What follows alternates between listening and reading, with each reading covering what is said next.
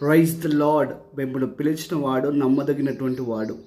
కొరింథీయులకు రాసినటువంటి మొదటి పత్రిక 1వ అధ్యాయం 9వ వచనటువంటి మాట ఇది. మనల్ని పిలిచినటువంటి వారెవరో అనగా మన ప్రభువును రక్షకుడైన యేసుక్రీస్తు ప్రభువారు. ఆయన నమ్మదగినటువంటి వాడు అని వాక్యం అంటుంది. ఎంత నమ్మదగిన వాడు అని మనం ఆలోచన చేసినట్టయితే, నా కొరకు తన ప్రాణమును పెట్టినంత నమ్మదగినటువంటి వాడు. కాబట్టి వాక్యం అంటున్నటువంటి మరొక మాట ఏంటో తెలుసా? ఆయన వైపు చూస్తూ వారు లజ్జింపలేదు, అనగా సిగ్గు పొందలేదు. అవును, ఆయన వైపు చూస్తూ వారు అందరూ విడుదల పొందారు, రక్షణ పొందారు, దీవించబడ్డారు, ఆశీర్వదించబడ్డారు.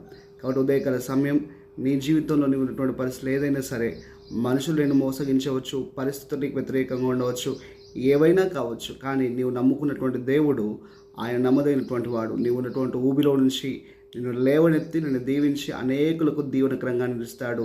ఇది దేవుడు ఇలా చేసేటువంటి కార్యము. ఆమేన్.